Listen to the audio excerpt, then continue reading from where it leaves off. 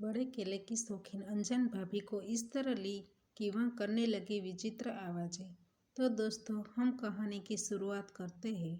मेरा नाम निकुंज है, मेरी उम्र 24 साल है और मैं दिखने में भी काफ़ी अच्छा लगता हूँ। यह कहानी 2 साल पहले उस टाइम बनी थी जब विंटर की छुट्टी में अपने मामा के घर मुंबई घूमने के लिए गया था। उस टाइम काफ़ी ठंड थी। मैं मुंबई जाने के लिए घर से स्टेशन गया। तभी स्टेशन पर मुझे एक आदमी मिला। वह मुझे पूछने लगा कि तुम कहाँ जा रहे हो। मैंने कहा, मैं अपने मामा के घर मुंबई जा रहा हूँ। फिर मैंने भी उसको पूछा कि आप कहाँ जा रहे हो। उसने कहा, मैं भी मुंबई में ही रहता हूँ और मेरा घर भी वहीं पर है।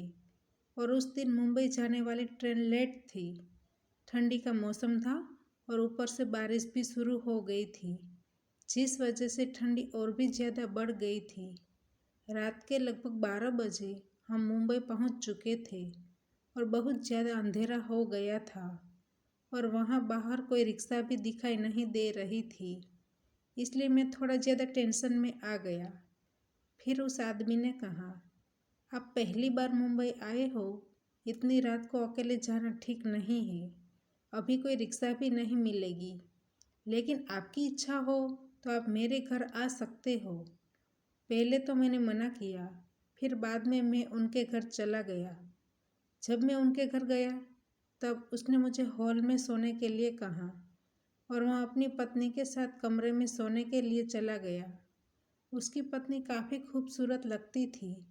वह शायद 30 साल की थी और मक्खन की तरह मुलायम लगती थी। मैं सोते सोते उनके बारे में ही सोच रहा था।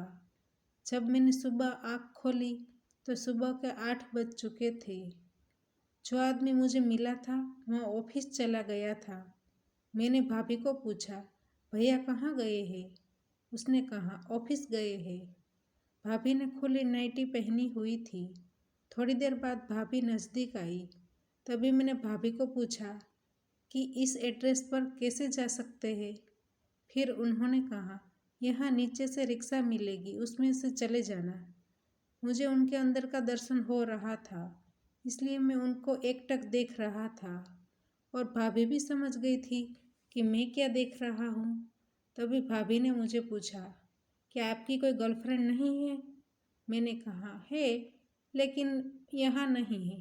फिर मैंने कहा, मेरे पड़ोस में रहती लड़की के साथ मेरे काफ़ी टाइम से रिश्ते हैं। फिर वह हंसने लगी और कहने लगी, तो फिर आप मेरे सामने क्यों देख रहे हैं? मैंने कहा, भाभी आप बहुत खूबसूरत लग रही हो, आपके पति नसीब वाले हैं। तभी भाभी ने कहा, वह मुझे आनंद नहीं करा सकते। इसलिए मैंने भाभी को कहा, एक मौका मुझे दीजिए। फिर वह मेरे नज़दीक आकर बैठ गई। फिर हमने ऐसा गेम खेला कि मैं आपको क्या बताऊँ। तो दोस्तों, हमारी कहानी यहीं पर समाप्त होती है। आपको कहानी पसंद आई है तो वीडियो को लाइक करें और शेयर करें और चैनल पर नए हैं तो चैनल को सब्सक्राइब करें।